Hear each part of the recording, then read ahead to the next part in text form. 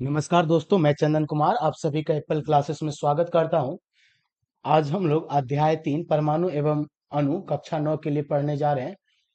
इनका जो नोट्स है और समरी है वो मैं पूरा करवा चुका हूं। आज जो हम लोग देखेंगे इनके अभ्यास को देखेंगे और अभ्यास के प्रश्न उत्तर को करके यहाँ पर इस चैप्टर को समाप्त करने का प्रयास करेंगे। ठीक है, तो चलिए इस चैप्टर में हम लोग आगे बढ़ते हैं और आज का पहला प्रश्न देखते हैं क्या कहा गया है। तो आपके सामने ये प्रश्न आपके स्क्रीन पर होगा या फिर आपके पास किताब है तो आप किताब निकालिए और अपने पहला नंबर का प्रश्न को पढ़िए और कॉपी पर लिखिए। ठीक है, पहला नंबर का प्रश्न क्या बोला है, आप ध्यान से पढ़िएगा। ओके, 0.24 ग्राम, कितना ग्राम?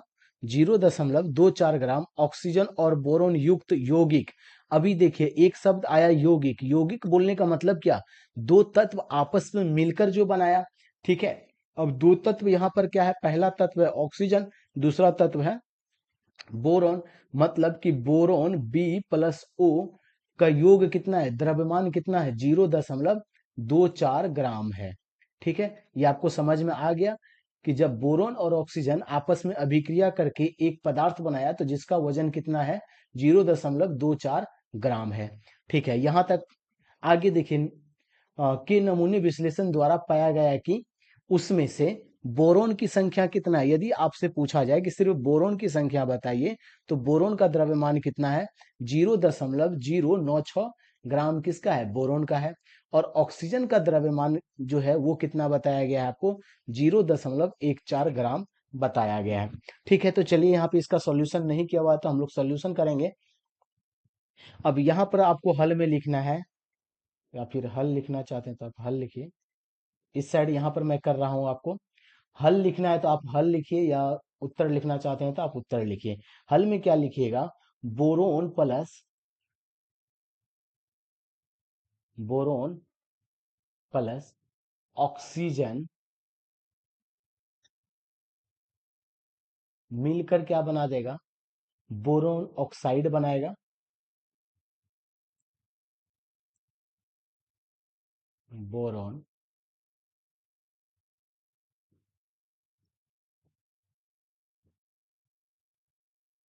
बोरोन ऑक्साइड बना दिया। ठीक है, ये क्या बना दिया आपका? Boron oxide. बोरोन का वजन कितना दिया गया है यहाँ पर देखिए आप। बोरोन का दिया गया है आप कितना? 0 यदि इसका द्रव्यमान का हम लोग द्रव्यमान, यहाँ पे मैं द्रव्यमान लिख दे रहा हूँ यहाँ पर। द्रव्यमान, बोरोन का द्रव्यमान देखेंगे तो कितना है?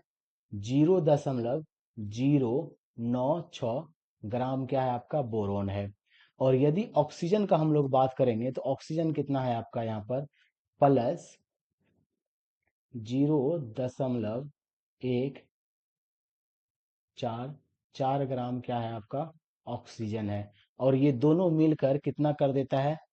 आप यौगिक का देखिएगा तो यौगिक कितना हो जाता है? ये दोनों मिलकर आपके पास, अरे यार ये क्या होता रहता है, जस्ट ओनली क्रिएटिंग डिस्टरबेंस। देखिए 0.24 ग्राम जो है ये आपका क्या हो गया? बोरोन ऑक्साइड हो गया। 0.24 ग्राम क्या हो गया आपका? बोरोन ऑक्साइड हो गया। ठीक है, यहां तक आपको क्वेश्चन समझ में आ गया। अब यहाँ पे देखिए क्या बोला, उस यौगिक के प्रतिशत संगठक आपसे पूछा है। क्या पूछा है? प्रतिशत प्रतिशत संघटन बताइए कि भारात्मक रूप से परिकलित कीजिए कौन कितना है। यदि हम लोग यहाँ पर बोरॉन का बात करते हैं तो पहला बोरॉन है।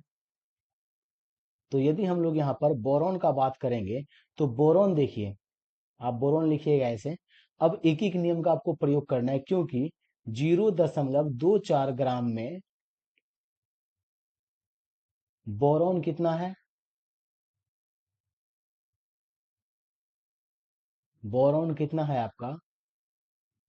0.096 ग्राम है। ठीक है, चूंकि कितना में? 0.24 ग्राम में बोरॉन की संख्या कितना है? 0.96 ग्राम है। इसीलिए जब 1 ग्राम बोरॉन होगा, सॉरी 1 ग्राम क्या बोरॉन ऑक्साइड होगा तो उसमें आप बताइए बोरॉन की संख्या कितना होगा? तो क्या होगा? कम होगा। तो 0.096 बट्टे क्या कर देंगे? अब 0.24 और 1 में बताइए कौन छोटा है? 0.24 छोटा है। तो इससे क्या करना है, यहाँ पर आपको विभाजित करना है, तो 0.24 से क्या कर देंगे हम लोग, भागा दे देंगे। अब यहाँ पर प्रतिशत पूछा है, तो जैसा कि हम लोग को पता है प्रतिशत मतलब क्या होता है, 100। तो आप बताइए कि 100 ग्राम में बोरोन की संख्या कितना होगा। तो 100 ग्राम में बोरोन की संख्या कितना होगा, तो 0.096 बट्टे 0.24 गुना कितना कर देंगे, यहाँ पर 100 कर देंगे। उनके बाद आप ये हल करके बताइए कि कितना ग्राम हुआ, ये आपको सभी को करके दिखाना है। ठीक है, तो जो आ जाएगा इसमें किसका निकल जाएगा, बोरोन का मात्रा निकल जाएगा। ठीक है, ठीक उसी प्रकार जब ऑक्सीजन के लिए बोला जाएगा, तो ऑक्सीजन अब लिखेंगे हम लोग यहाँ पर ऑक्सीजन। और जैसा कि हम लोगों को पता है कितना ग्राम, जीरो, चूंकि फिर से आपको वैसे ही लिखना है, चूंकि 0.24 ग्राम में ऑक्सीजन कितना है आपका, ऑक्सीजन कितने मात्रा में है, कितना है, 0.144 ग्राम है। तो आप क्या लिख दीजिएगा यहाँ पर, 0.144 ग्राम क्या है आपका, ऑक्सीजन है। इसीलिए जब 1 ग्राम बोरॉन ऑक्साइड में ऑक्सीजन का मात्रा कितना होगा, तो आपसे जब पूछा जाएगा 1 ग्राम में, तो क्या करेंगे, 0.144 बट्टे क्या कर देना है आपको, 0.24 से क्या करेंगे, भागा दे देंगे। ठीक उसी प्रकार जब आपसे पूछा जाए, क्योंकि प्रतिशत मांगा है यहाँ पर, तो प्रतिशत में कितना होता है, 100। तो 100 ग्राम में ऑक्सीजन का मात्रा कितना हो जाएगा, तो आप क्या कीजिएगा कि 0.144 बट्टे 0.24 गुना क्या कर देना है आपको, 100 कर देना है। उसके बाद जो आएगा वो आपका क्या हो जाएगा, उत्तर हो जाएगा। ठीक है, तो आपको इस प्रकार से हल करना है। अब चलिए, अब हम लोग आते हैं दूसरा प्रश्न पे। दूसरा प्रश्न जो है वो क्या बोला गया हम लोगों को, अब देखिए यहाँ पे इसको भी उसी प्रकार करेंगे। 3.0 ग्राम कार्बन और 8.0 ग्राम क्या दिया गया है आपको, ऑक्सीजन दिया गया है। क्या दिया गया है, 8.0 ग्राम ऑक्सीजन में जलकर कार्बन डाइऑक्साइड कितना बनाया जाता है, मतलब कि देखिए कार्बन हो गया प्लस ऑक्सीजन हो गया, O2 हो गया, ये दोनों जलकर CO2 बना रहा है। तो कितना कार्बन का संख्या यहाँ पर कितना है, 3.00 ग्राम है, और ऑक्सीजन का कितना है, 8.00 ग्राम है। दोनों मिलकर कितना बना रहा है आपका total carbon dioxide, 11.00 gram carbon dioxide का निर्माण किया। ठीक है, अब आगे देखिए प्रश्न क्या बोला गया है, 3.00 ग्राम कार्बन को 50.00 ग्राम ऑक्सीजन में जलाएंगे, तो कितने ग्राम कार्बन डाइऑक्साइड का निर्माण होगा। अब क्या बोला गया है, ऑक्सीजन का मात्रा यहाँ पर क्या किया, 8 से कर दिया कितना, 50। तो अब देखिए उत्तर आपको क्या देना है, तो और आपसे पूछा है कि आप बताइए कितना ग्राम जो है कार्बन डाइऑक्साइड का निर्माण होगा, कितना ग्राम कार्बन डाइऑक्साइड जलेगा। कार्बन का संख्या कितना है, 3.00 ग्राम कार्बन ही है। ठीक है, तो आप यहाँ पर उत्तर लिखिएगा, क्या दिया हुआ है आपको, 3.00 ग्राम कार्बन, तो ऑक्सीजन कितना लग रहा है, 8.00 ग्राम लग रहा है, तो कितना उत्पन्न कर रहा है, 11 ग्राम कार्बन डाइऑक्साइड निर्माण करता है। ठीक है, तो अब देखिए कार्बन का मात्रा कितना है, 3.00 ग्राम है। इसीलिए कार्बन को 50 ग्राम ऑक्सीजन में जलाएंगे तो भी वो कार्बन डाइऑक्साइड कितना उत्पन्न करेगा, 11.00 ग्राम ही कार्बन डाइऑक्साइड ऑक्साइड उत्पन्न करेगा, निर्माण करेगा। क्यों, क्योंकि देखिए, क्योंकि आपको द्रव्यमान बताए थे कि द्रव्यमान संरक्षण नियम बताए थे कि जिसमें जो है, या फिर द्रव्यमान अ, अनुपात नियम बताए थे, जो कार्बन डाइऑक्साइड बनेगा या फिर ऑक्सीजन की उपस्थिति में कुछ भी बनेगा, कार्बन डाइऑक्साइड जैसे यहाँ पे बन रहा है, कार्बन और ऑक्सीजन अभिक्रिया करके, तो जितना ग्राम लिया गया है वो निश्चित अनुपात में ही क्या होगा, एक दूसरे के साथ अभिक्रिया करेगा। आप यहाँ पर कितना भी बढ़ा दीजिए, जितना कार्बन को चाहिए उतना ही लेगा। यदि जरूरत आप ज्यादा भी दे दीजिएगा तो वो उनके साथ अभिक्रिया नहीं करेगा, क्योंकि इनका जितना क्षमता है वो अपना क्षमता के अनुसार ही लेगा। आप क्षमता से ज्यादा दीजिएगा तो वो क्षमता से ज्यादा क्या करेगा, कभी नहीं लेगा, उनको वैसे ही छोड़ देगा। तो कार्बन का जो यहाँ पर हम लोग मात्रा कितना रख दिए, द्रव्यमान 3 ग्राम ही रखे, लेकिन ऑक्सीजन का द्रव्यमान को बढ़ा दिए, तो कार्बन जो है अभिक्रिया करेगा तो ऑक्सीजन का कितना, 8 ग्राम द्रव्यमान से ही करेगा, और बाकी जो आपका 42 बच जाएगा वो बचा ही रह जाएगा।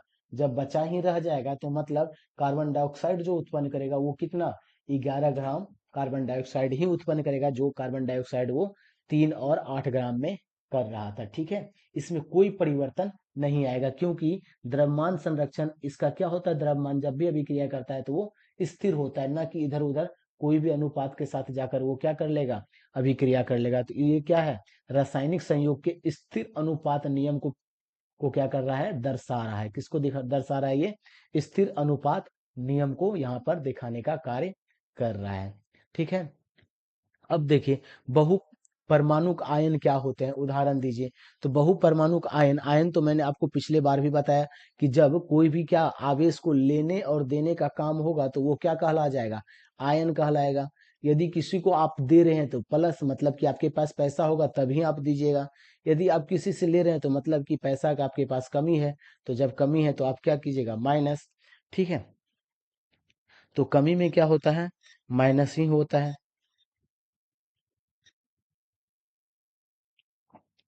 तो जो लेने और देने का कार्य होता है वो क्या कहला जाता है आपका, वो आपका क्या कहला जाएगा, आयन कहला जाएगा। अभी क्या बोला है, बहुपरमाणुक आयन पूछा है तो आपसे क्या बोलिएगा, एक से अधिक परमाणुओं का वह समूह जिस पर कोई आवेश हो, वो क्या कहला जाएगा आपका, हाँ, नहीं किए, ठीक है, देखिए थोड़ा जल्दी से कीजिए। ठीक, कीजिए नहीं तो सुबह नेट का दिक्कत रहेगा, कीजिए नहीं तो सुबह नेट का दिक्कत रहेगा, आपको सुबह सुबह ही उठना पड़ेगा। हाँ,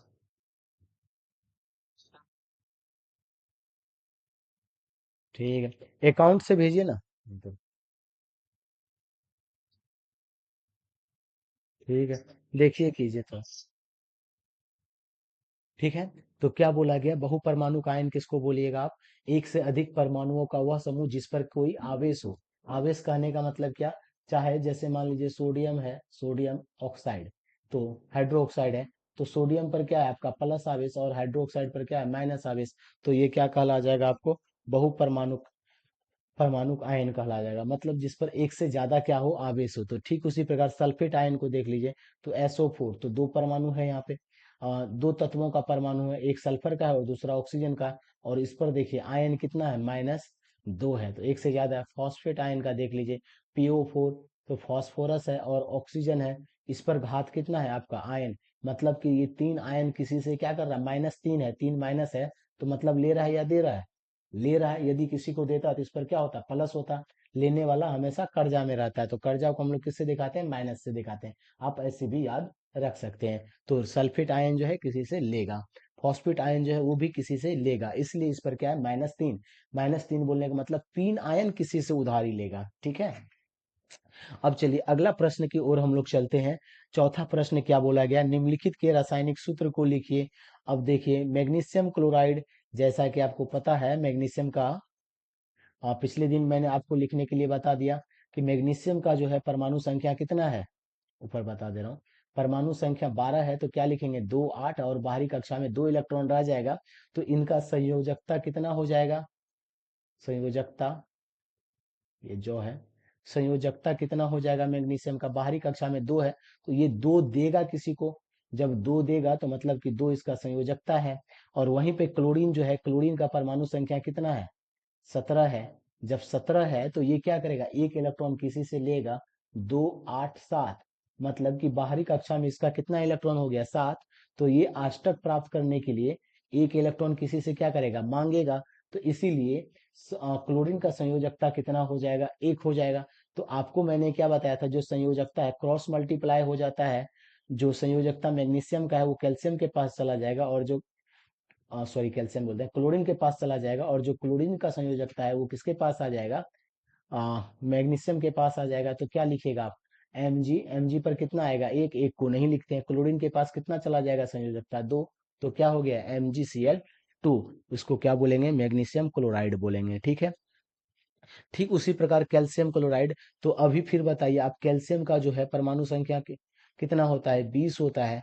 और इसको आप विभाजित कीजिएगा तो कितना, 2 8 10 हो गया, फिर से 8 18, बाहरी कक्षा में कितना इलेक्ट्रॉन हो गया, 2। तो मतलब ये 2 इलेक्ट्रॉन क्या करेगा, खोएगा, किसी को देना चाहेगा, ताकि इसका जो के एल एम वाला जो कक्ष है उसमें 8 इलेक्ट्रॉन हो जाएगा, तो मतलब अष्टक प्राप्त हो जाएगा। और अष्टक प्राप्त हो गया तो फिर वो किसी के साथ अभिक्रिया करने नहीं जाएगा। तो ये 2 इलेक्ट्रॉन किसी को क्या करेगा, देना चाहेगा। तो जब देना चाहेगा तो इसी को हम लोग क्या बोलते हैं, संयोजकता बोलते हैं।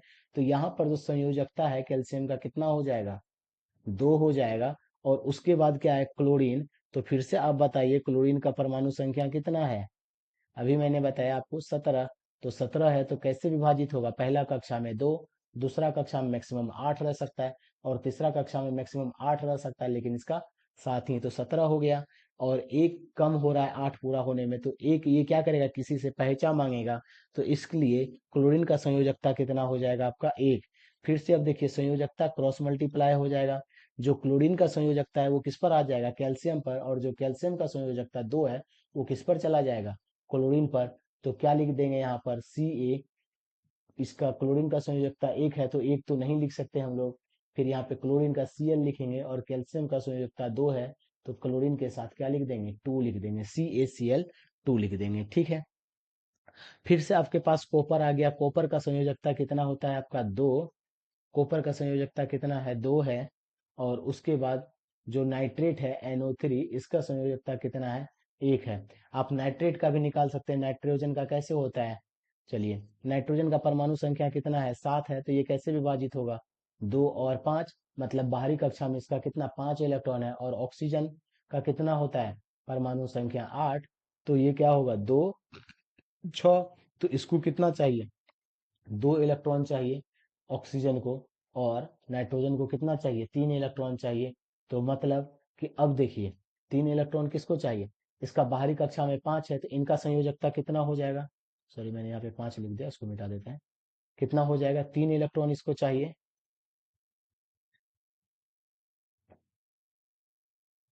3 इलेक्ट्रॉन इसको चाहिए। तो मतलब यहाँ पर 3 हो गया। तो 3 किस पर चला जाएगा आपका, ऑक्सीजन पर। ऑक्सीजन इसके साथ अभिक्रिया करेगा तो N2O3 नहीं, यहाँ पर ऑक्सीजन को 2 चाहिए तो 2 इनसे ले लेगा, ठीक है, साझा कर लेगा। तो 3 ऑक्सीजन लेकिन यहाँ पर आएगा। तो यहाँ पे देखिए इसका ऑक्सीजन का जो संयोजकता रहेगा, सॉरी संयुक्त कहते हैं, नाइट्रेट का जो संयुक्ता बनता है वो कितना का बन जाएगा, 1 का बनेगा, ठीक है। तो जब क्योंकि ये दोनों साथ में रहेगा तो 3 - 2 करेंगे तो कितना बच जाएगा आपका, 1 बच जाएगा। एक इनका संयोजकता हो जाएगा। और क्रॉस मल्टीप्लाई जब कर देंगे हम लोग तो क्या हो जाएगा आपका, कॉपर पे 1 आ जाएगा तो क्या हो जाएगा, Cu+NO3 पर क्या चला जाएगा आपका, NO3 पर जो कॉपर का संयोजकता 3 है वो चला, सॉरी 2 है वो चला जाएगा, ठीक है। फिर से एल्युमिनियम। तो अभी आपको पता है एल्युमिनियम का कितना होता है, 13। तो 2 8 3 हो जाएगा एल्युमिनियम का। तो एल्युमिनियम का 3 और क्लोरीन का, एल्युमिनियम का कितना हो जाएगा, 13 है तो क्या लिख सकते हैं, 2 8 3, बाहरी कक्षा में 3 तो ये 3 देना चाहेगा। और क्लोरीन का 17 है तो मतलब 2 8 7, तो मतलब ये 1 लेना चाहेगा तो इसलिए इसका संयोजकता 1। तो दोनों क्रॉस मल्टीप्लाई होगा तो Al क्या हो जाएगा आपका, Al1, 1 को नहीं लिखेंगे, Cl3 हो जाएगा, ठीक है। फिर से कैल्शियम और कार्बोनेट। तो मतलब कैल्शियम का 2 और कार्बोनेट का भी कितना है आपका, 2 है। कैल्शियम का भी संयोजकता कितना, 20 है ना। तो 20 है तो आप कैसे लिखिएगा इसका संयोजकता, 20 के लिए 2 8 8 2, बाहरी कक्षा में 2। और कार्बोनेट जो है इसका भी संयोजकता कितना है, 2 है। तो अब देखिए दोनों जगह 2 2 है तो 2 2 क्या हो जाएगा, कॉमन कैंसल हो जाएगा, और बच जाएगा क्या, ले लेंगे हम लोग 1। तो क्या हो जाएगा, CaCO3 हो जाएगा, ठीक है। क्योंकि दोनों का संयोजकता कितना है, यदि संयोजकता पूछता पूछा जाएगा तो आपको संयोजकता 2 बताना है। लेकिन जब फॉर्मूला लिखेंगे तो क्या क्या लिखेंगे हम लोग, एक एक करके लिखेंगे, ठीक है। क्योंकि 2 2 है तो कॉमन आ जाएगा दोनों में, ठीक है। अब क्वेश्चन नंबर 5 पे आ जाइए।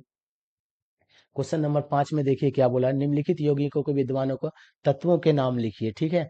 इसका आपको नाम लिखना है। बुझा हुआ चूना को हम लोग क्या बोलते हैं, क्या बोलते हैं बुझा हुआ चूना को, कैल्शियम हाइड्रोक्साइड। तो इसमें कौन कौन सा तत्व आया हुआ है, Ca तो क्या हो गया आपका, कैल्शियम हो गया, Ca से क्या हो गया आपका कैल्शियम, ओ से क्या हो गया आपका ऑक्सीजन, और एच से क्या हो गया आपका हाइड्रोजन। ठीक है, अब आगे देखिए, आगे क्या बोला गया, हाइड्रोजन ब्रोमाइड। हाइड्रोजन ब्रोमाइड तो H से क्या हो जाएगा आपका हाइड्रोजन, Br से क्या हो गया ब्रोमीन। तो दो तत्व इसमें आया है। ठीक उसी प्रकार बेकिंग पाउडर, खाने वाला सोडा को क्या बोलते हैं हम लोग, सोडियम हाइड्रोकार्बोनेट बोलते हैं। तो Na से क्या हो गया आपका सोडियम, H से क्या हो गया आपका हाइड्रोजन, CO3 से क्या हो गया आपका कार्बन, CO3 से क्या हो गया कार्बन। तो सोडियम कार्बन और हाइड्रोजन, या फिर आप इसको ऐसे भी लिख सकते हैं, C से कार्बन, O से ऑक्सीजन। अब देखिए अगला K2SO4 पोटासियम सल्फेट। की पोटासियम को क्या बोलते हैं हम लोग के बोलते हैं, सल्फर को क्या बोलते हैं एस बोलते हैं, और ऑक्सीजन को क्या बोलते हैं ओ बोलते हैं।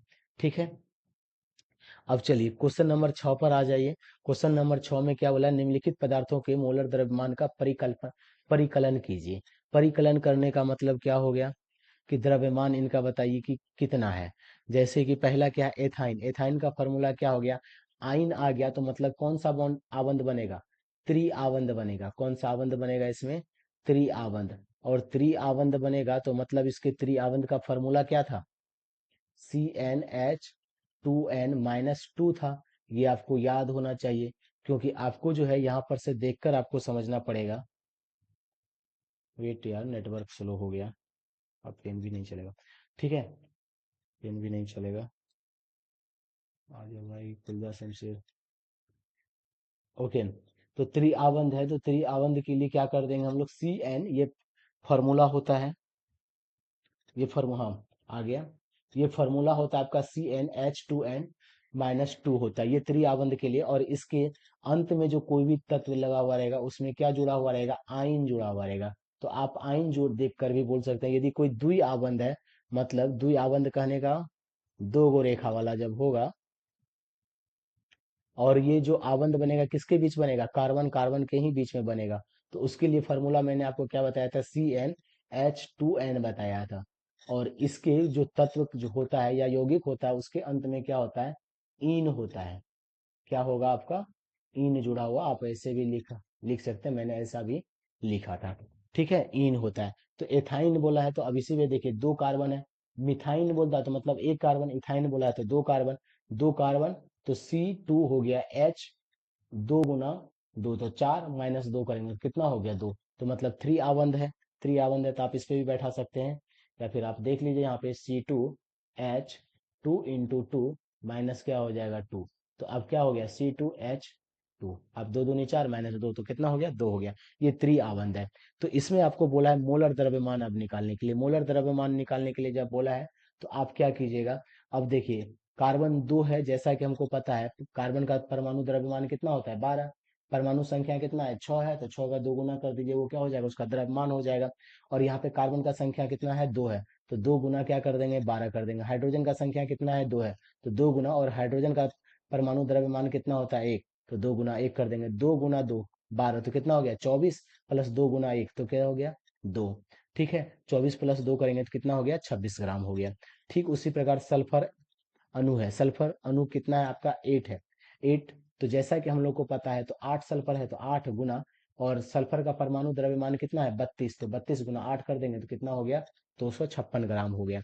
फास्फोरस अणु का यदि हम लोग बात करेंगे तो फास्फोरस देखिए कितना है, यहाँ पर चार अणु है तो चार गुना, और फास्फोरस का जो द्रव्यमान होता है वो कितना होता है परमाणु द्रव्यमान 31, तो 31 गुना चार करेंगे तो कितना हो जाएगा 124 हो जाएगा। आपको परमाणु द्रव्यमान याद रखना है सबका, ठीक है, क्या याद रखना है, परमाणु द्रव्यमान।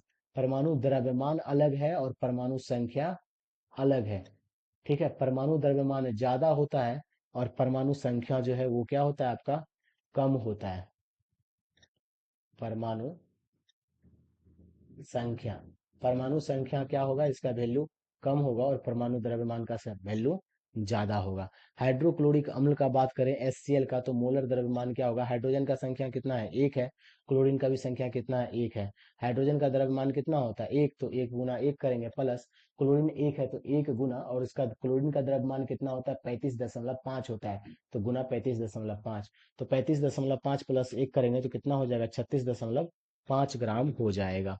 ठीक है, नाइट्रिक अम्ल का यदि हम लोग बात करें तो नाइट्रिक अम्ल क्या हो गया HNO3, ठीक है, HNO3 का मोलर द्रव्यमान पूछा है, तो हाइड्रोजन का संख्या कितना है, एक है, तो एक रहेगा, एक गुना एक कर देंगे, प्लस। अब देखिए नाइट्रोजन, नाइट्रोजन का द्रव्यमान कितना होता है, नाइट्रोजन का संख्या यहाँ पर कितना है, एक, तो एक गुना, और द्रव्यमान कितना होता है 14, तो एक गुना 14 कर देंगे, प्लस। अब देखिए ऑक्सीजन का द्रव्यमान कितना होता है 16, और ऑक्सीजन का संख्या कितना है यहाँ पर 3 है, तो 3 गुना 16 कर देंगे। ठीक है, अब सबको करने के बाद जोड़ देंगे, एक गुना एक कितना हो गया, एक, एक 14 गुना एक तो कितना हो जाएगा 14, प्लस और 16 गुना 3 तो 16 तिया 48, अब सबको जोड़ेंगे तो कितना हो जाएगा 63 ग्राम हो जाएगा। ठीक है, तो इस प्रकार से आपका जो तीसरा अध्याय था ये समाप्त होता है, अम्ल और परमाणु। यदि आपको इसमें कहीं भी दिक्कत होता है तो आप क्लास में जब आते हैं तो वहां पर पूछ सकते हैं कि सर इस टॉपिक में समस्या था, तो मैं उसको आपको बता सकता हूँ। ठीक है, अ, तो यहीं पर हम लोग इस चैप्टर को समाप्त करते हैं। अब हम लोग इससे अगला चैप्टर, चौथा चैप्टर को देखेंगे। धन्यवाद, आप हमारे साथ इसी प्रकार बने रहें। Thank you once again. और हमारा चैनल एप्पल क्लासेस और साथ ही साथ स्टडी विद चंदन दोनों को सब्सक्राइब जरूर करें।